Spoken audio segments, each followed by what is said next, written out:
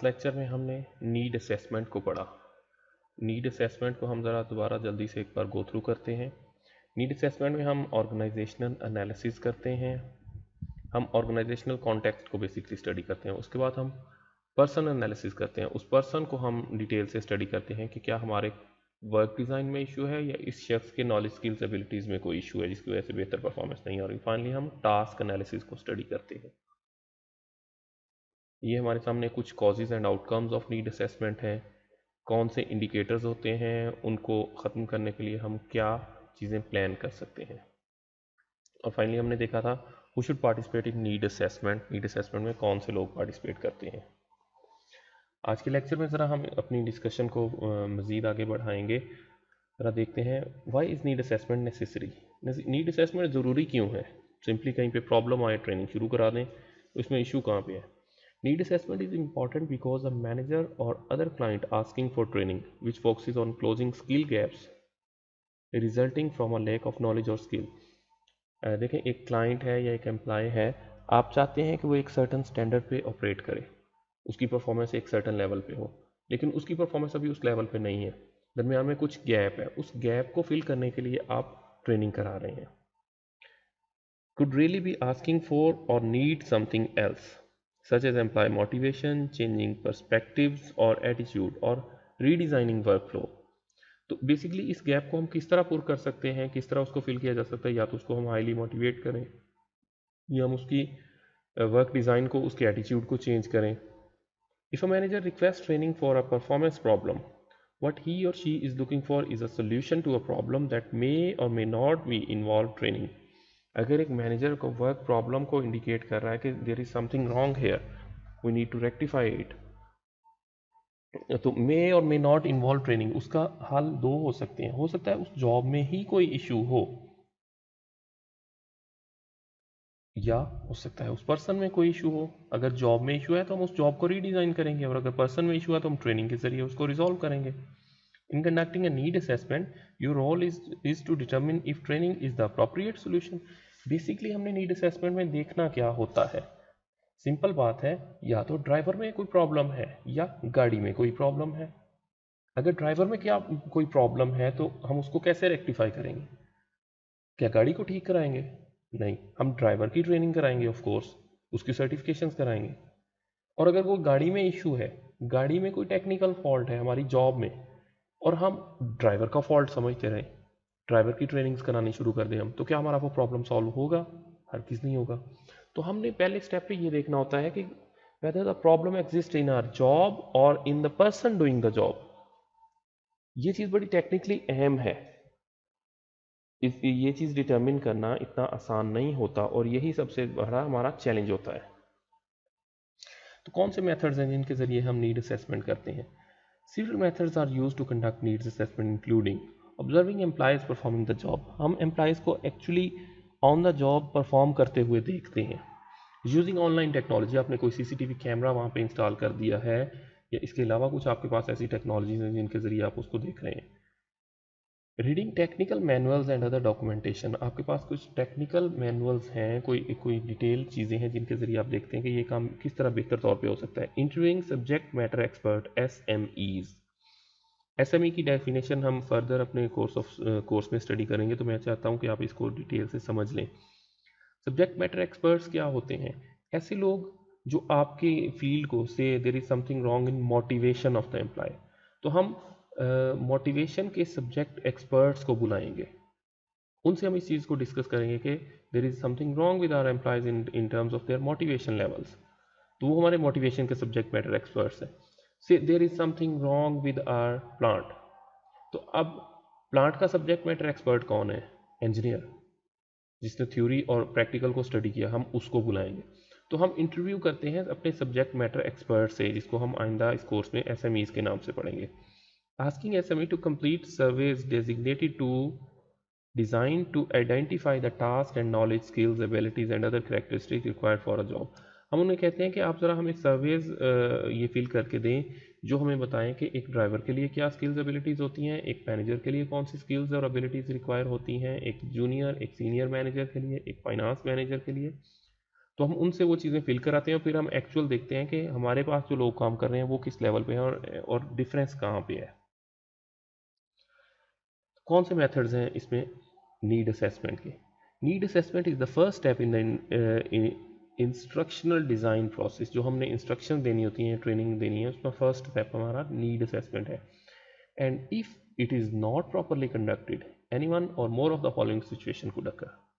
अगर इसको पहला स्टेप गलत नहीं है तो फिर आगे हमारे सामने प्रॉब्लम्स आ सकते हैं। क्या? ट्रेनिंग में be incorrectly used as a solution to a performance problem when the solution should deal with employee motivation, job design or a better communication of performance expectations। देखिए, समटाइम्स लोगों को बताया ही नहीं गया कि उनके ज़िम्मे कौन से काम हैं। आपने 2 काम उनके ज़िम्मे लगा दिए, इसके अलावा कुछ और काम भी उन्हीं के ज़िम्मे थे, लेकिन आपने उनको कन्वे नहीं किया। एट द एंड आपने देखा कि इस शख्स ने बेहतर परफॉर्म नहीं किया, हालांकि उसको तो कम्युनिकेट ही नहीं किया गया था। अब यहाँ पे क्या है? There is a communication gap here. लेकिन आप कम्युनिकेशन गैप को ट्रेनिंग के जरिए फिल कर रहे हैं, ये गलती हो सकती है। Training programs may have the wrong content, objectives और मेथड्स। ट्रेनिंग हमारी टेक्निकल स्पेशलिटी में है, लोगों को कंप्यूटर यूज़ करना नहीं आ रहा, उनको मशीनरी यूज़ नहीं करनी आ रही, और हमारा ट्रेनिंग किस चीज़ को फोकस कर रहा है? वो उनको मोटिवेट कर रहा है, उनके मोटिवेशन लेवल को हाई कर रहा है। तो क्या उससे वो उनकी परफॉर्मेंस बेहतर हो जाएगी? नहीं होगी। कंटेंट बेहतर होना चाहिए जो टू द पॉइंट और फोकस्ड हो। Trainees may be sent to training programs for which they do not have the basic skills, prerequisite skills or confidence needed to learn। देखिए, आप ह्यूमन रिसोर्सेज मैनेजमेंट की specialisation पढ़ रहे हैं। अगर आपने बेसिक ह्यूमन रिसोर्सेज का कोर्स ना पढ़ा हो तो क्या आप स्पेशलाइजेशन का कोर्स कर सकते हैं? हरगिज़ नहीं। बिल्कुल ऐसे ही है कि जब हमारे पास बेसिक स्किल्स होती हैं तब हम इस पोजीशन में होते हैं कि हम एडवांस स्किल्स को समझ सकें, लेकिन हमारे पास अगर बेसिक स्किल्स नहीं है और हम एडवांस स्किल्स सीखने के लिए लोगों को ट्रेनिंग पे भेजे जा रहे हैं तो उससे हमारी ट्रेनिंग के मकसद नहीं पूरे होंगे।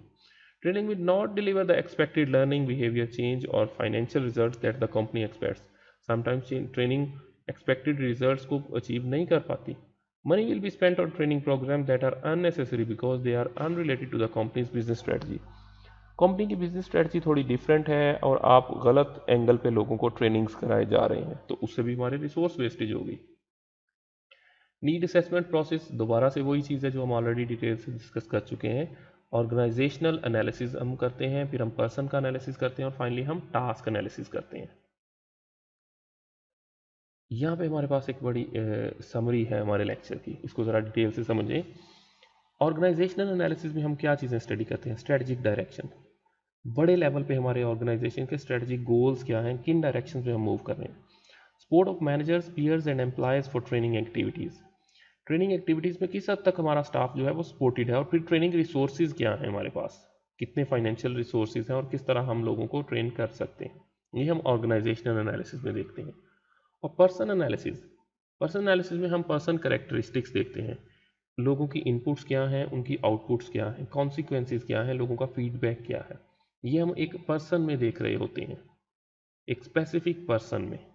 और टास्क एनालिसिस और कॉम्पिटेंसी मॉडल, इसमें हम क्या चीज़ें देखते हैं? वर्क एक्टिविटी, जो एक्टिविटी परफॉर्म की जानी है, task, knowledge, skill, ability, personal capability है जिसको हम कॉम्पिटेंसी कहते हैं, ये सारी चीज़ें हम देखते हैं। उसके बाद वो conditions under which task are to be performed, वो कंडीशंस, इसमें हम बेसिकली काम को स्टडी कर रहे होते हैं, उस शख्स को नहीं स्टडी करते।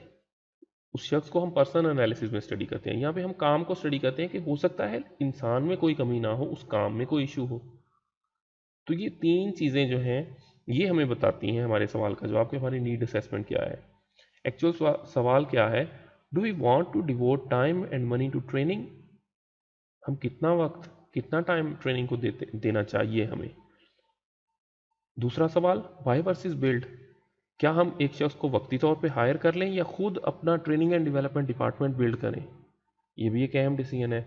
Other HR option such as selection, दूसरी भी कोई ऑप्शन हो सकती है। एक शख्स को चाहिए कि हम उसकी डिटेल ट्रेनिंग करें, हो सकता है वो बेहतर हो सकता है वो बेहतर ना हो ट्रेनिंग के जरिए, तो क्यों ना उसकी जगह पे हम नए शख्स को हायर कर लें। ये भी एक ऑप्शन है जिसे हमें कंसीडर करना होता है। और फाइनली हमारी आउटकम्स क्या होती हैं? ट्रेनिंग और डेवलपमेंट मेथड। नीड असेसमेंट की आउटकम क्या है? मेथड हमें पता चलता है। वो कौन सा हो सकता है? इवैल्यूएशन हो सकती है, लर्निंग एनवायरनमेंट और ट्रांसफर ऑफ ट्रेनिंग। तो ये सारी चीज़ें हमारा आउटकम होता है नीड असेसमेंट का, जो मेथड हमें बताया जाता है। Identifying how to solve performance issues. Performance issues जो आ रहे हैं उनकी आइडेंटिफिकेशन करनी है कि कैसे हम उसको सॉल्व कर सकते हैं। First thing, what determine the type of need. सबसे पहले हमें ये देखना होता है कि नीड जो है एक्चुअल उसकी क्या टाइप है, वो कहाँ से हमें पता चलता है। या तो हमें प्रॉब्लम बताता है, देयर इज अ प्रॉब्लम, उस प्रॉब्लम को सॉल्व करने के लिए हम ट्रेनिंग दे रहे हैं। या हमें इम्प्रूवमेंट, लोग स्टैंडर्ड्स पे ठीक काम कर रहे हैं लेकिन हम उनको मज़ीद इम्प्रूव कराना चाह रहे हैं, तब हमें ट्रेनिंग की ज़रूरत है। या हम फ्यूचर कुछ प्लान्स कर रहे हैं, हम देख रहे हैं कि आने वाले वक्त में चीज़ें चेंज हो रही हैं, तो हम आज से अपने लोगों को उसके मुताबिक चेंज करना चाह रहे हैं, तब हमें ट्रेनिंग की ज़रूरत होती है। हु, सेकंड स्टेप हमारा, किसके लिए ज़रूरत है। हम ट्रेनिंग तो कराना चाह रहे हैं लेकिन किसके लिए। पहले हमने एग्जांपल दी थी कि एक शख्स डीमोटिवेटेड है अपनी जॉब से, वो डिससेटिस्फाइड है, उसकी परफॉर्मेंस लो, लेकिन हो सकता है वो खुद उसकी वजह ना हो, उसका सुपरवाइजर उसकी वजह हो, तो इन दैट केस हम उसके सुपरवाइजर की ट्रेनिंग कराएंगे। तो यहाँ पे हु में हम जवाब देखते हैं कि क्या हम एंटायर ऑर्गेनाइजेशन की ट्रेनिंग कराएंगे या उसके किसी एक डिवीजन या डिपार्टमेंट या इंडिविजुअल की। ऑफ कोर्स हमें ये देखना होता है कि किस लेवल पे हम ट्रेनिंग कराएंगे। हो सकता है किसी जॉब में इशू हो, उस जॉब को हम रीडिज़ाइन करें। And finally how, how determine the corrective strategy. Third step हमें बताता है कि ट्रेनिंग हम किस तरह कराएंगे। इसमें हम कौन से स्टेप होते हैं, is there a system problem, क्या सिस्टम्स में कोई प्रॉब्लम है, are we recruiting the right people, हो सकता है हमारे रिक्रूटमेंट में ही कोई प्रॉब्लम हो, हम लोगों को, उन लोगों को अपॉइंट ही ना कर रहे हों जो उस जॉब को बेहतर तौर पे परफॉर्म कर सकें, वहाँ पे हमने उसको करेक्ट करना है। इज कोचिंग नीडिड, किस हद तक कोचिंग की ज़रूरत है। Then is there an organisational development problem, organisation जब डेवलप हो रही है तो क्या उस डेवलपमेंट में तो कोई प्रॉब्लम नहीं आ रहा है जिसकी वजह से लोगों की परफॉर्मेंस में मसाइल हैं। Is placement an issue, placement क्या है, is the wrong associate in the job. Basically job में अगर कोई इश्यूज हैं तो उसको हम इस हायर करेंगे, उसको हम सॉल्व करेंगे। Is there a training need, क्या ट्रेनिंग की ज़रूरत है भी या हमें कुछ और कामों की ज़रूरत है। तो ये सारे सारे का सारा हम परफॉर्मेंस जो हमारे इश्यूज हैं वहाँ पे हम देखते हैं। So let's quickly go through the summary of our today's lectures. हमारे इस वीक के 2 लेक्चर्स की समरी। ये समरी बेसिकली सेल्फ एक्सप्लेनेटरी है, आपकी रेफरेंस बुक में डिटेल से हर चीज़ लिखी हुई है, वहीं से मैंने इसको कॉपी करके आपकी प्रेजेंटेशन में ऐड किया है। With this belief, with this knowledge कि आपने रेफरेंस बुक को भी स्टडी किया है। आपके नीड असेसमेंट का जो हमारा कोर्स में जो चीज़ शामिल है वो डिटेल्ड है और यहाँ से उनकी एक स्नैपशॉट है। The first step in a successful training effort is to determine that a training need exist through a process known as need assessment. एक नीड असेसमेंट की एक्टिविटी करते हैं जिसके जरिए हमें पता चलता है कि ट्रेनिंग की नीड है कि ट्रेनिंग की ज़रूरत नहीं है, जॉब रीडिज़ाइन की ज़रूरत है। Needs assessment involve 3 steps, organisational analysis, person analysis and task analysis. ठीक है, जो हम पहले डिस्कस डिटेल से कर चुके हैं। इसके डिफरेंट मेथड्स हैं, उसमें ऑब्जर्वेशन है, इंटरव्यूज हैं, सर्वेस हैं एंड सो ऑन। हर एक के अपने अपने एडवांटेजेस और डिसएडवांटेजेस हैं जिनको आप डिटेल से रेफरेंस बुक से स्टडी करें। पर्सन एनालिसिस में हम एक शख्स को स्टडी करते हैं, उसकी स्किल्स क्या हैं, उसके एटीट्यूड, उसके बिलीव्स, उसके ओवरऑल जो बिहेवियर है जॉब के मुतल्लिक, इसमें हम उसको डिटेल से स्टडी करते हैं। और अगर हमें ये फील होता है कि इस पर्सन में कोई प्रॉब्लम है तो हम उस पर्सन को ट्रेनिंग के लिए भेजते हैं। Training is likely the best solution to a performance problem if employees don't know how to perform. एक शख्स को नहीं पता कि गाड़ी कैसे चलानी है, तब तो हम उसकी ट्रेनिंग के लिए उसको भेजेंगे, लेकिन अगर गाड़ी में कोई प्रॉब्लम होगा तो हम उस शख्स की जितनी भी ट्रेनिंग करा लें, हम बेहतर तौर पे उसको नई काम ले सकेंगे।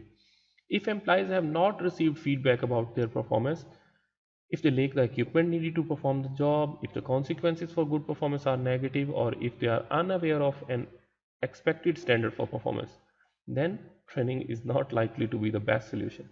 अगर ये consequences हैं तो ट्रेनिंग एक बेहतर सोल्यूशन नहीं है, आपको कुछ और मसाइल को देखना होगा। लोगों की मोटिवेशन को अगर आपने मैक्सिमाइज करना है ट्रेनिंग प्रोग्राम्स में, मैनेजर्स और trainers need to understand these factors prior to sending employees to training. तो हमें ये सारे फैक्टर्स जो भी हमने डिस्कस किए हैं इनको डिटेल से हमें समझना होगा लोगों को ट्रेनिंग्स पे भेजने से पहले, अदरवाइज हम लोगों को ट्रेनिंग के जरिए अपने मसाइल हल नहीं करा पाएंगे। A task analysis involves identifying the task and the training that employee will require in terms of knowledge, skills and abilities. Competency modeling is a new approach to need assessment that focuses on identifying personal capabilities, including knowledge, skills, attitude, values and personal characteristics. तो इसमें task में हम बेहतर तौर पे देखते हैं कि क्या नॉलेज, स्किल, एबिलिटीज़ में इशू है या उस जॉब के डिज़ाइनिंग में इशू है. That's all for our today's lecture. Thank you. अल्लाह हाफिज़.